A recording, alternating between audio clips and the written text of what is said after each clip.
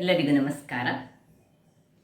ನಾವು ಕರಾವಳಿಗರು ಹೆಚ್ಚಾಗಿ ಅವಲಕ್ಕಿಯ ಉಸಿಲಿಯನ್ನು ತುಂಬ ಮಾಡ್ತೇವೆ. ಅದು ಸಹ ಇನ್ಸ್ಟೆಂಟಾಗಿ ಮಾಡುವಂತಹ ಮತ್ತು ಬಹಳ ರುಚಿಕರವಾದ ಅವಲಕ್ಕಿಯ ಉಸುಲಿ ಎಲ್ಲರಿಗೂ ಪ್ರಿಯವಾದದ್ದು. ಆದರೆ ಈ ನಾರ್ತ್ ಸೈಡಿಗೆ ಅಥವಾ ಈ ಹಾಸನವ ಬೆಂಗಳೂರು ಸೈಡಿಗೆ ಹೋದರೆ ಅವರು ಅಕ್ಕಿಯ ಉಸುಲಿಯನ್ನು ಮಾಡ್ತಾರೆ. ಬಹಳ ರುಚಿಕರವಾಗಿ ಬರ್ತದೆ ಮತ್ತು ಕ್ವಿಕ್ಕಾಗಿ ಮಾಡುವಂಥದ್ದು.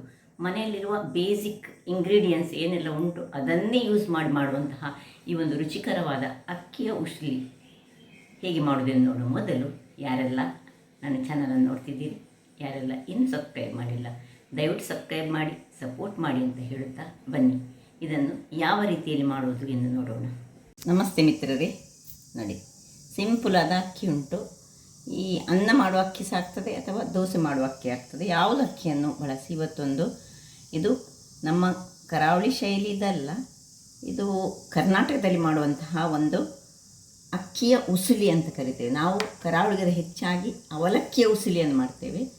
ಇದೊಂದು ಸ್ಪೆಷಲ್ ಆದ ಒಂದು ನನಗೆ ಬಹಳ ಖುಷಿಯನ್ನು ಕೊಟ್ಟಂಥದ್ದು. ಅದರಿಂದಾಗಿ ಇವತ್ತು ನಿಮಗೆ ಸಹ ಮಾಡಿ ತೋರಿಸ್ತೇನೆ. ಬಹಳ ರುಚಿಯಾಗಿ ಸಹ ಬರ್ತದೆ ಮತ್ತು ಆರೋಗ್ಯಕ್ಕೆ ಸಹ ಬಹಳ ಉತ್ತಮ. ಇದಕ್ಕೆ ನೋಡಿ 2 ಟೊಮ್ಯಾಟೊ ಕಟ್ ಮಾಡಿ ಇಟ್ಕೊಂಡಿದ್ದೇನೆ ಉದ್ದಕ್ಕೆ.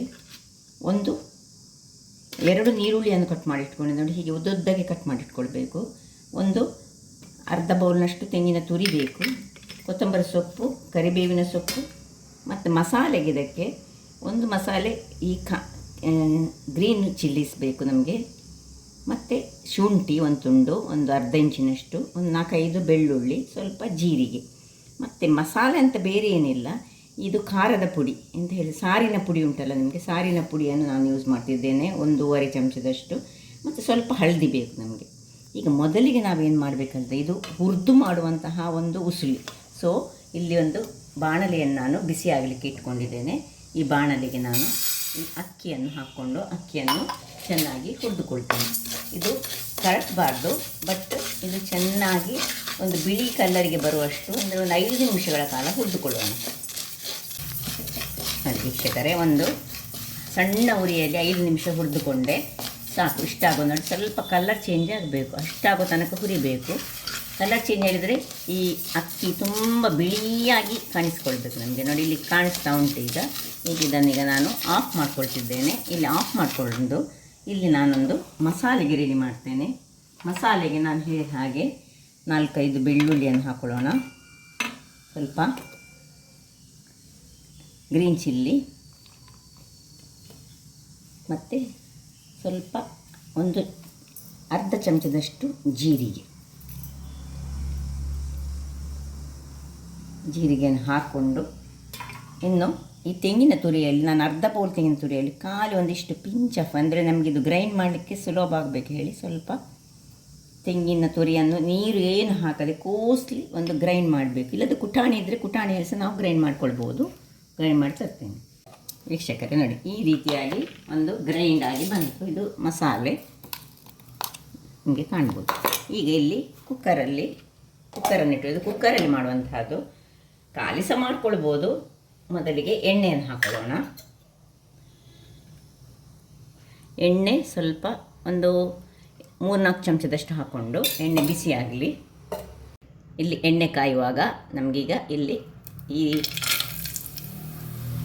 ಶೇಂಗಾ ಬೀಜ, ಕಡಲೆಕಾಯಿ ಅಂತ ಏನು ಕರಿತೇವೆ, ಅದು ಒಂದು ಸಾಧಾರಣ ಒಂದು 2-3 ಚಮಚದಷ್ಟು ಹಾಕಿದರೆ ಬಹಳ ಚೆನ್ನಾಗಿ ಬರ್ತದೆ. ಸೊ ಅದು ಹಾಕ್ಕೊಂಡ ಮೇಲೆ ಅದು ಸ್ವಲ್ಪ ಅದನ್ನು ಚೆನ್ನಾಗಿ ನಿಧಾನಕ್ಕೆ, ಯಾಕಂದರೆ ಹಾರ್ತದೆ ಎಣ್ಣೆಗೆ ಹಾಕಿದ ಕೂಡಲೇ. ಸೊ 4-5 ಚಮಚದಷ್ಟು ಎಣ್ಣೆ ಉಂಟು ಇದರಲ್ಲಿ. ಇನ್ನು ಸ್ವಲ್ಪ ಅದು ಕಾಯುವಾಗ ಕರಿಬೇವಿನ ಸೊಪ್ಪನ್ನು ಹಾಕೋದು.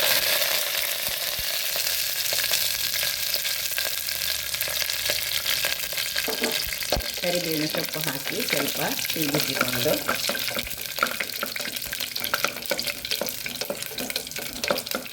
ಇನ್ನು ಟೊಮ್ಯಾಟೊ ಏನುಂಟು ಅದನ್ನು ಹಾಕಿದ್ದೇನೆ.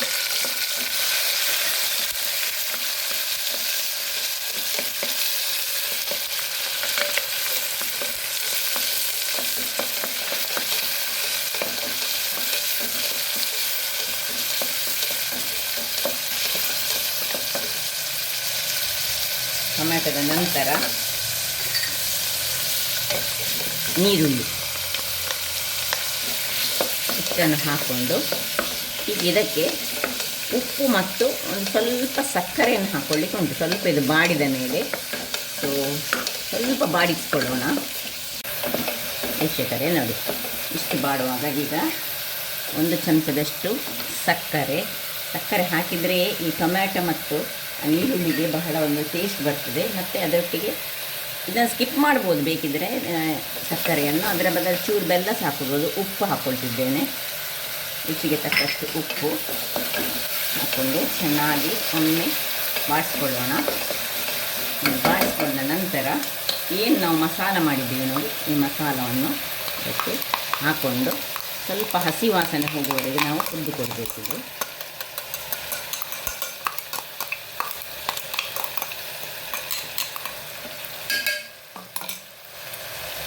ಏನು ಘಮ್ಮ ಬರ್ತದೆ, ಈ ಒಂದು ಮಸಾಲೆ ಹಾಕಿದ ಕೂಡಲೇ ಪರಿಮಳ ಬಹಳ ಚೆನ್ನಾಗಿ ಬರ್ತದೆ. ಇಷ್ಟು ಹುರಿದ ಮೇಲೆ ಒಂದು 5 ನಿಮಿಷಗಳ ಕಾಲ ನಾವು ಹುರಿದುಕೊಳ್ಬೇಕಿದೆ.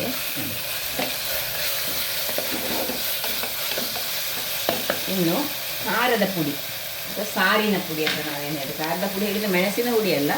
ಈ ಸಾರಿನ ಪುಡಿ ನಿಮ್ಮ ಹತ್ರ ಇರದಿದ್ದರೆ ನೀವು 1 ಚಮಚದಷ್ಟು ಮೆಣಸಿನ ಹುಡಿ, 3/4 ಚಮಚದಷ್ಟು ಕೊತ್ತಂಬರಿ ಪುಡಿ, ಅರ್ಧ ಚಮಚದಷ್ಟು ಜೀರ ಪುಡಿಯನ್ನು ಸೇರಿಸಿ ಹಾಕಿದರೆ ಆಗ್ತದೆ. ಅದೇ ಸಾರಿನ ಪುಡಿ ಆ್ಯಕ್ಚುಲಿ ಸ್ವಲ್ಪ ಹೆಚ್ಚಾಗಿ, ಸಪೋಸ್ ಇಲ್ಲದಿದ್ದರೆ.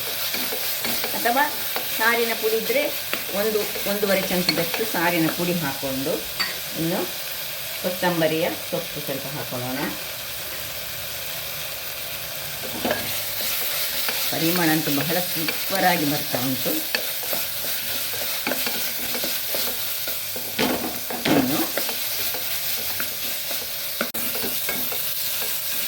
ಇನ್ನು ಕೊನೆಯದಾಗಿ ತೆಂಗಿನ ತುರಿ ಒಂದು ಇದಕ್ಕೆ ಇನ್ನೂ ಸಹ ಟೇಸ್ಟನ್ನು ಕೊಡುವಂತಹದ್ದು. ಸೊ ಇಷ್ಟ ಆಗೋದು ನಮ್ಮ ಮಸಾಲೆ ನೋಡಿ ಅಂತ ಯಾವ ರೀತಿಯಲ್ಲಿ ಬಂತು ಹೇಳಿ. ಇನ್ನು ಕೊನೆಯದಾಗಿ ನೀರು, ಎಷ್ಟು ನಾವು ಅಕ್ಕಿ ತೆಗೆದುಕೊಂಡಿದ್ದೇವೆ ಅದರ ಡಬಲ್ನಷ್ಟು ನೀರು. ನಾನು ನೋಡಿ 1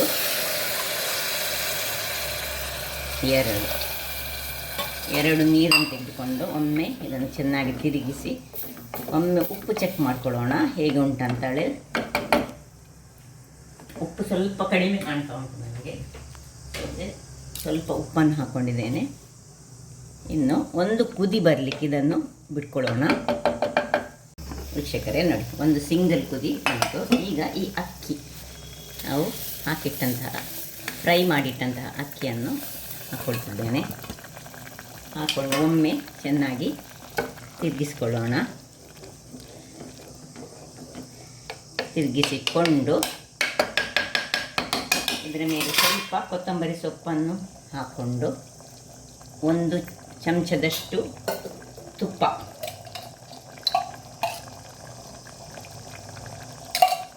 ಹಾಕ್ಕೊಂಡು ಮುಚ್ಚಳ ಮುಚ್ಚಿ 1 ವಿಸಿಲ್ ಬರ್ಸ್ಕೊಳ್ಳೋಣ.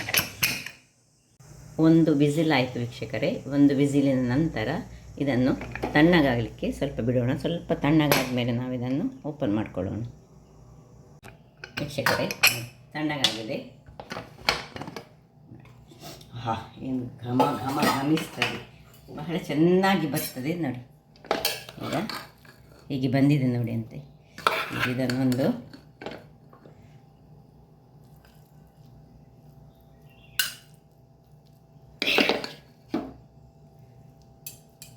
ಇದು ಪುಲಾವ್ ಅಲ್ಲ, ಪುಲಾವಿನ ರೀತಿಯಲ್ಲಿ ಮಾಡುವಂಥದ್ದಲ್ಲ. ಇದಕ್ಕೆ ಅಕ್ಕಿಯ ಉಸುಲಿ ಅಂತ ಕರೀತಾರೆ. ಸೊ ಸ್ವಲ್ಪ ಒತ್ತಿಕೊಳ್ಳೋಣ.